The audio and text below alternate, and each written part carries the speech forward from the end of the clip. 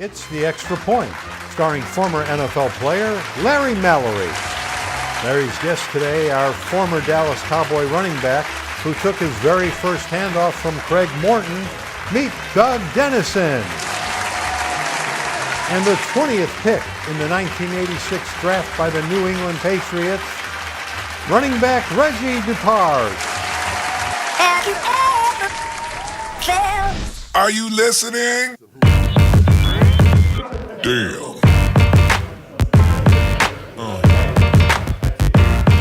Yeah. Yeah.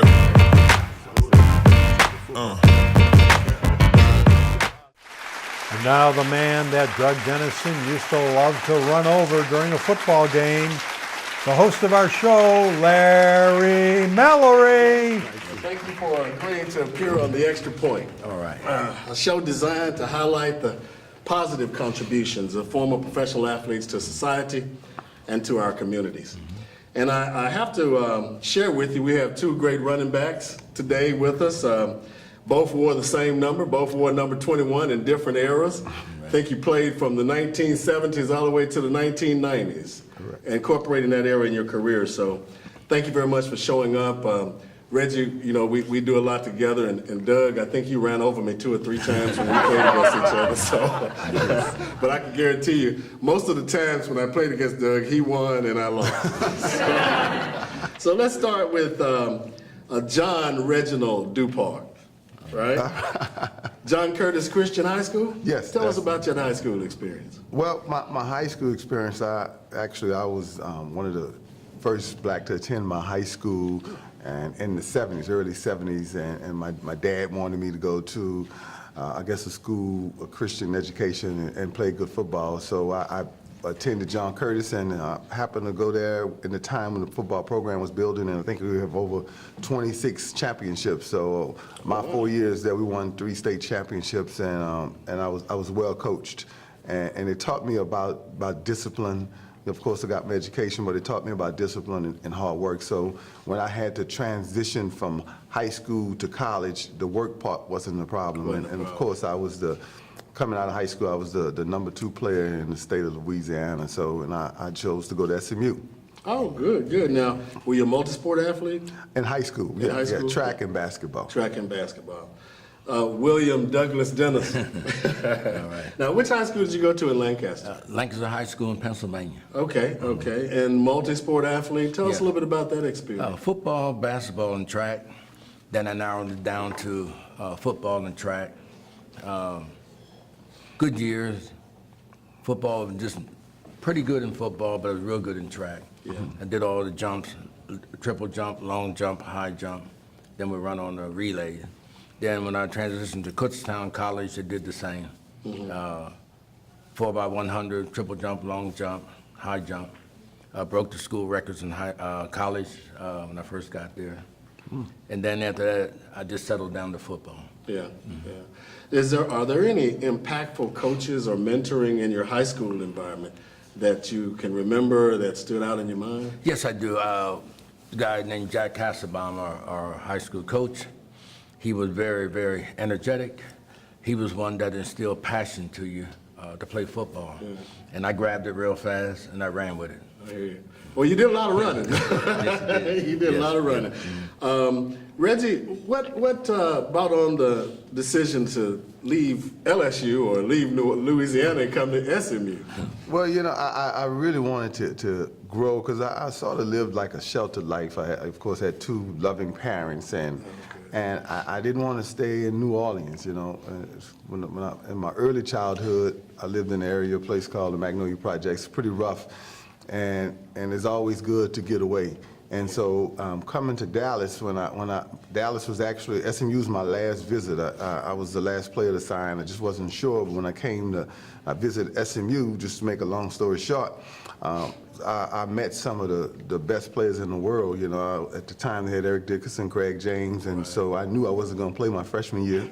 And Michael Carter and all those guys, Russell Carter, Wes Hopkins, and so Wes Hopkins, on my visit, he took me out, and usually guys tell you, come here and, wish you luck. And they told me, basically, they were honest with me, said, hey, look, we want you to come here, but if you don't come here, if we play you again, we're going to kick your bleep bleep. And, I like that. It was Dallas, it was big, and I saw it as a place where I can live afterwards. If I had LSU, I visited LSU, visited Notre Dame, and I didn't want to live in Baton Rouge. I wanted to experience life. I was one of those kind of kids. I wanted to experience, and I did some experiencing too. That's good. You had visits to some nice universities. Yeah. SMU is somewhat academically inclined. What was that academic athletic experience? To be real honest with you, when I went, it was some challenges. In the 80s.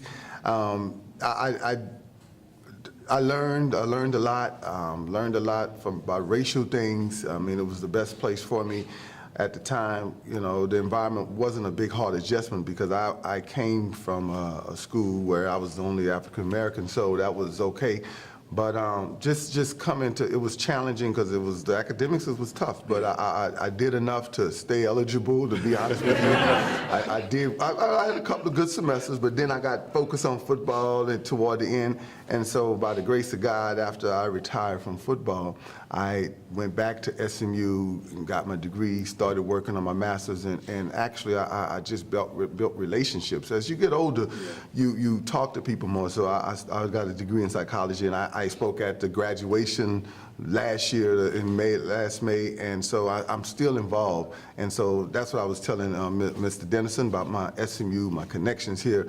I'm still involved with SMU. I have events there. I have professors come and speak with my kids that I work with now, so it's a good relationship. So I'm glad I came to SMU. Are you the only football player from SMU that's spoken at a graduation? You know what? To my knowledge, I think so. Yeah. To my knowledge, only athlete. Yeah. And so and I thought it was an honor, man. It was. Here I am speaking to these rich, highly intelligent kids, you know what I'm saying? Right. And I'm giving them advice about their future. Right. And it was well received. Yeah, and as a result, I was able to meet some interesting people that support the things that I'm doing now. That's great. That's great. Doug, I think you actually put a college on the map. You put Kutztown State on the map, didn't you? I did. They put me on the map. I helped them be on the map. I've been blessed, Larry. I paid my way to go to college. A lot of people don't know that. There was no athletic scholarships at that time for me. Right. A person took interest in me and said, we want you to come to school and do the best you can. And it just opened one door to another for me. So your path, you basically carved your own path to the NFL. Yeah, they say, give me a map and a machete and just blaze a trail. And it was one day at a time, 1 year at a time. And when it opened up, but it was by the grace of God for me. You an undrafted free agent? Undrafted free agent. So, similar to me, you had to go through a few more processes to get there than just the draft. You did. You had to work hard. You had to roll up your sleeve at training camp. Right. You had to be used for everything they needed you to do in training camp because they want to see if you can compete. But everything they asked you to do, you were there to do it. I was there to do it, and I want to do it well. I hear you. And that still remains a part of your life now, I'm sure. It is, and I thank God for that. It's a spirit of excellence that it takes when you're an athlete and you want to go to that next level. You have to do things other athletes won't do if you want to perform at that high level. I agree. Reggie, talk about the difference in your experience with the New England Patriots versus your experience with the Redskins. Well, when I got to New England, it was sort of like they just came off of a Super Bowl win. And Belichick was there? No, I had Coach Raymond Berry, who was also the receiver from SMU, from Paris, Texas, matter of fact. Coach Berry was an excellent coach. He was supportive. But the difference from New England, it was sort of, we had the Sullivans as the owners and things, and the fan support was a lot different than it was in Washington. Say Washington, man, they sold out for years. In New England, like if you lose, they boo you, don't come to the games. Those people are tough up there, man. I heard them boo Doug Flutie. And, he's a hero in Boston. He throw the big pass, and so, but it was hilarious, because when at the time I was there, we weren't very good. I think we went to my first year, we went to the playoffs. And after that, we weren't very good, went through a drought there, but the people are honest fans, they're good fans, and the weather is cold. Yeah, cold. It's very cold there. Now That's you- why I'm here in Dallas. That's why you chose a warmer climate. Huh? You were the 26th Yes, pick yes, sir. overall? I was 26 pick in the draft, and I thought I was going to actually go higher. I got a call from Detroit as the 10th pick, but they called me back and said they was going to draft a quarterback from Iowa. I don't know why I can't think of his name, Chuck Long. Okay. And they drafted Chuck, and so I sort of fell down because they had a run on, I guess, running backs or something, so I fell at that time. I see. But I was just happy just to could play football, really. My brother, my older brother was a quarterback, and he used to always remind me of Johnny Unitas to Ray Berry. Yes, Johnny Unitas to yes. Ray Berry. But you would remember because Yeah. that's coming kind of out of our era. Yeah. Doug, you had the opportunity to experience 3 different leagues: the NFL, the CFL, and the USFL. Yeah. Tell us a little bit about those differences Well, or similarities. yes, in Canada, it was wide open. An offense. In the NFL, you couldn't move. In Canada, you can get a moving start. The fields are bigger and longer, and in the USFL, very good football, almost similar to the NFL. Some of the same players that I played with in the NFL were in the USFL. Yeah. It was real good. I enjoyed that very much. With the Canadian experience coming out of the NFL, going into the Canadian experience, that was pretty tough on defenses for you to get a running start, wasn't it? It really was. It was real different for me because I had gotten hurt. I hurt my knee again, for one thing. But the football seemed like you're playing on 2 fields instead of one. So big, right? Yeah. Yeah. And I don't know, it seemed like you had 20, instead of having 11, it seemed like you had 22 players on one team on the field at one time. Yeah. It just seemed like it was mass and huge, but those guys up there adjusted to it real well. I was just learning to adjust to it. Yeah, yeah. Well, you played, we film here in Dallas, Texas, and Texas is a big football state, obviously. Yeah. And the Dallas Cowboys are, the #1 America's team, and you had a chance to play on that team. Talk to us a little bit about those experiences and why some of the coaches always said, if we get close to the goal line, give it to Doug. Well, I had to build myself on this team. I came out of Kutztown with an injury, a leg injury, when I went to the pros. Seemed like the deck was stacked against me, but all I needed was just a little space or just an opportunity. When I got here, all the legends were here. Bob Hayes, Bob Lilly, Calvin Hill, Walt Garrison, Drew Pearson, and the list goes on. Yeah. But I didn't look at it like that. I looked at it just an opportunity. And I had to find a niche. And so my niche was trying to run hard on the goal line. When I went to training camp, every day after training camp, Tom Landry would put us on the goal line. And he always called my name. And with all the other running backs, he would call, give me Doug Dennison. And he just run me until it got to the place where it became my identity when I was on the team for 5 years. Well, I felt some of that identity. I think you hit me a few times, and I'm supposed to be tackling you. So, but Reggie, let's move on to some of the community work that we've done. Both of these gentlemen are very vibrant in their communities, both domestic and international communities. And Reggie, I know that you do a lot with education for youth. You want Yes. to talk about not only your CAN academies, but your... Yes, I will talk. And I just want to let Mr. Dennison, I'm going to call him Mr. Dennison, because I just want to let him know I was a fan of his. I studied his career. I was a big Cowboy fan. Yeah. I knew all the guys, and of course, I loved the Cowboys, so I moved to Dallas.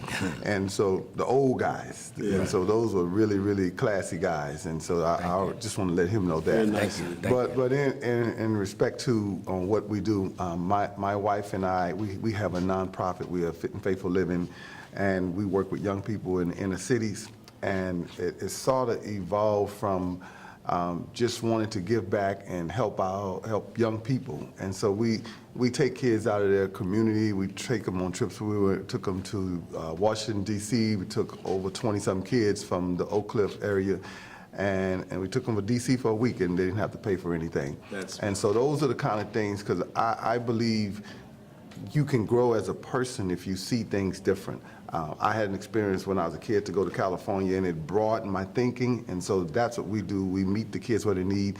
We help them with fitness and health and teaching them how to eat right. And also, my job, I work for Texas Can Academy, and I work with education. Of course, Larry, you are on the board at Texas Can Academy, and I'm the college and career coordinator over 13 schools throughout the state of Texas. I'm in Houston, Austin, Fort Worth, San Antonio, and what we do now, we graduate thinkers, but instead we know we can graduate them, now we're trying to prepare them for life after high school, which means if you don't have a certification, you don't have a college degree, you'll be working at McDonald's. There's nothing wrong with McDonald's, but we want to get the most and have our kids be the best they can be, because we work with, as you know, working with the program, we work with at-risk youth, and many of these youth don't have fathers, and so we try to give them the support that they don't get from their parents. Tell us a little bit also about Weekend. I think you just started the Weekend. And we do. We have a new Weekend Academy, and most of our schools have daycare centers, and because we have a lot of students with babies. I mean, some have 2 and 3 babies, and so we can take the excuse out of you can't come to school because you don't have anyone to watch your child. Right. So you bring your child, drop your child off, and we teach those children how to read. Because one of the things that we do at Texans Can, we believe every kid can learn, and we teach reading. Because reading is fundamental now, but if you can't read, you can't do math. You can't do science. So kids are coming in at 3rd grade levels, and when they leave, we're catching them up to speed, and we're doing it in a short time. And that's so important. I read a statistic recently where they're building private prisons based on 3rd grade reading. Exactly, that is right. And so that's very powerful what you're doing. Doug, talk to us about both your domestic and your international exposure as it relates to helping people. I think we're privileged, my wife and I, Loretta, we're very privileged to be able to give back to the community. One of the areas we work through our church, and what we had a project called Project Liberty. My White House set that off. What we did, we're teaching our children, our youth, and our young adults to be patriotic towards this country, towards this nation, towards the state, and also towards our city and our government officials. What we done, we took them to do civil rights. We went to Martin Luther King's home, his church, his school, to expose them to his museum. Then we took them to New York to see the Statue of Liberty. We went to Philadelphia to see the Liberty Bell, to see the things that have been ingrained to build this country. We went to Independence Hall to see where they wrote the Declaration of Independence. Give them a flavor understanding that you belong, but you have a part to play as well. Right. And we're teaching them to be mature towards this country and respectful to parents, like Reggie's been talking about. Right. I think me and this gentleman need to collaborate, because those are the same ideas we do. We took a group down to, we're from Louisiana, and so my wife's family started in Natchitoches, and we take them to like plantations and let them see that someone died for your education and things like that. And as Mr. Dennison, I'm gonna call you Mr. Dennison, as Mr. Dennison is eloquent in describing how he's educating his kids because he wants them to see things and be a part of this country, and not only be a part of it, but add to it and grow it and do great things in their life. Because a lot of the kids, man, they don't really believe, and no one has, I've met a kid at one of our schools, and no one ever told him, you can go to college, you can do this. And so that's our job. We got to help these kids, because without us, they'll be lost, man. It's exposure, and you gentlemen are exposing kids to hope and opportunity and things that they can perceive to be. I think that's powerful. And I think that all 3 of us should collaborate, because I believe in reading as well. I think reading is probably the most important thing to get you to the next level. That's great. You also do some international stuff with Africa. Yes, we do. For 15 years, I have collaborated with the doctors in Africa because the diseases and the famines and things that they have. We're looking to do agriculture. We do nutraceutical. We take all the plants and do all the supplements to help heal the major diseases that they have. Right. I work right now with 8 African doctors that we're looking to channel more focus on what we can do for the people. There's been an inconsistency in Africa because of the different cultures and because of the climate of the governments, the changes that always happen, and some of the corruption. Right. But underneath all that, God still has his handprints on the people that live there. And my wife and I look very, endeavor to sow a seed into those countries in West Africa, particularly Liberia, because it is a colonization of America. That's true. That's true. That's true. In fact, I think they say you can go to Liberia and they still got American names on the streets and things like that. So, I mean, exposure is important. You gentlemen, not only exposing kids to domestic opportunities, but to international opportunities as well. And I just think that's tremendous. Right. Reggie, I understand that you were I know you were the 26th overall pick. Did you know number 25 or number 27? Well, it was interesting. Myself and Rod Jones, of course, Rod played locally at South Oak Cliff, and we were the last #1 draft picks at SMU since the death penalty. And so it's really interesting. Rod went very high, but the guy, man, he can fly. I don't know if you know this, but he was one of the guys that caught Bo Jackson from behind, and nobody runs down Bo Jackson. So. You know, he won the Southwest Conference in the 400 meter as a sophomore, and so the guy, kind of quiet guy, talks a lot more now, but he was a good player. He was a real good player, and it was an honor to play with him. But like I said, I played with a lot of guys that played on Sunday. I mean, you know, probably maybe about 25 to 30 guys when I played at SMU. We had they say the best team money could buy. You were drafted before Rod?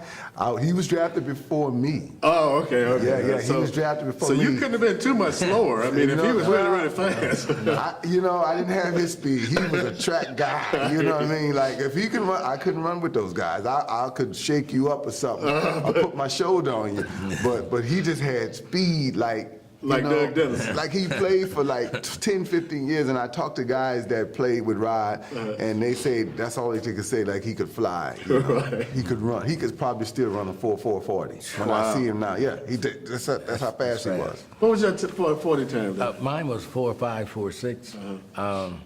I had a different kind of speed. I had an explosive speed, not full-out track speed in football. A lot of athletes are real fast. Being the same with Rod, it means a whole lot.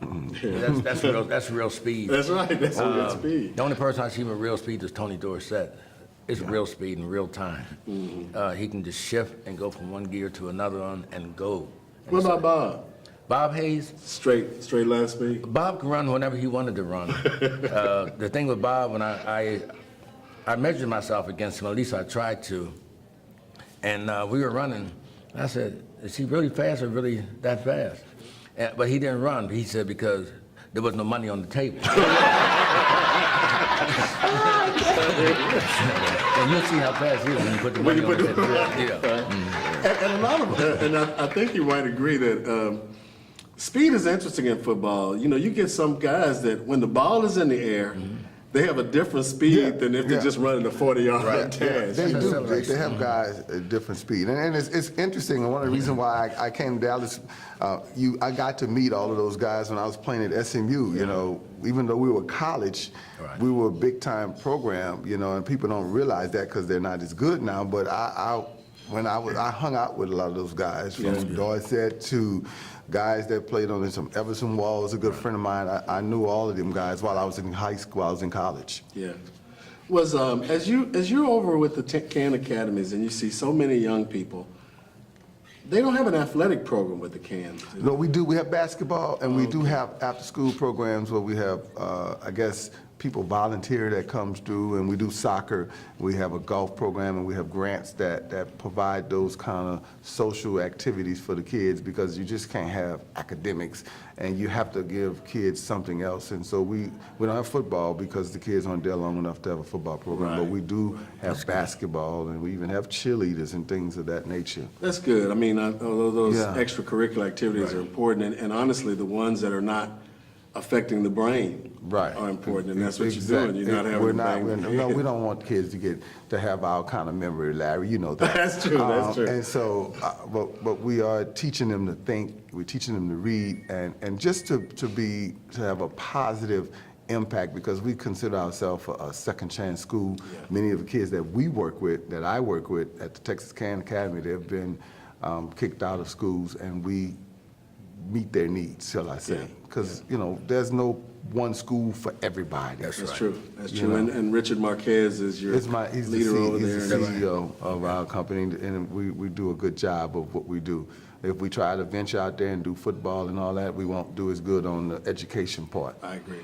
Now, Doug, on your, you know, I'm associated with the Trade Advisory Committee on Africa, and are there any new programs or any programs that you're anticipating in the future that we could support you on in terms of your African initiatives? Yes, one in particular, we have, my wife, Loretta, is involved with For the Women. And it's really same program you're talking about.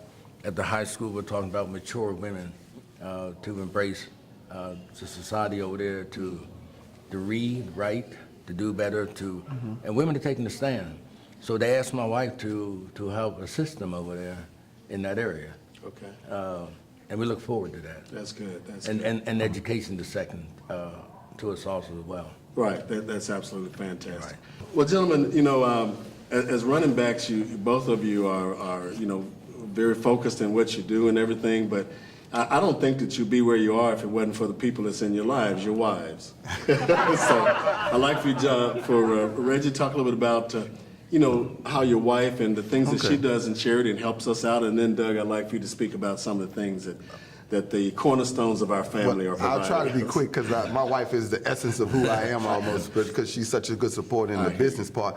But my wife, she's the president of the nonprofit Fit and Faithful Living, and as a result of my health, it got her into the fit and health this business. So I had high blood pressure, my numbers was high, I was on cholesterol medicine. I still have high blood pressure.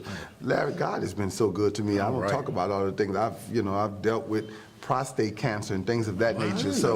So I had to change my diet, and because of my wife, she being in fitness and helping me with my diet and reduce my I got off the cholesterol medicine. I reduced my the medicine for the high blood pressure, because that medicine, even though it helps you, it still got to go through your kidneys. I want to get off it. And so as a result, we started Fit and Faithful Living, which is our nonprofit organization. And it is because of her, and she's sort of the business person behind that. And she like helping. We work at the Boys and Girls Club. We're working with DISD schools. We work with the Texans Can School, after school programs. And so we're able to help young people because of her expertise and getting them fitness. And I just want to mention this one thing. We do what's called a community garden, and we put them in schools where kids grow vegetables through a towel, and it grow pretty quick. And because Oak Cliff, of course, is a food desert. And so we want to teach kids the right way to eat. Even though you may not eat it at home, your parents are going to give you all of this bad food, but you'll have knowledge, so when you're able to buy and purchase your own food, you'll be able to be in good health. That's powerful. That's powerful because, you know, we're seeing so many fast food environments in our neighborhoods. None of it has the health. That's powerful. Talk to us, Doug, about your wife and the I things. want to thank Reggie, first of all, for that there. I like that. That's very consistent for our children today to move forward in their lives and to be healthy. Right. I want to thank my wife, Loretta. She keeps me grounded. And I say that there, she helps me understand who I'm supposed to be and who I am and what I'm supposed to do in behalf of the Lord, who gave me this gift and gave me this talent. We're extending ourselves to Africa. It's across the water, but you know, everything's so fast now. You can be there in about 8 hours. That's true. And be there.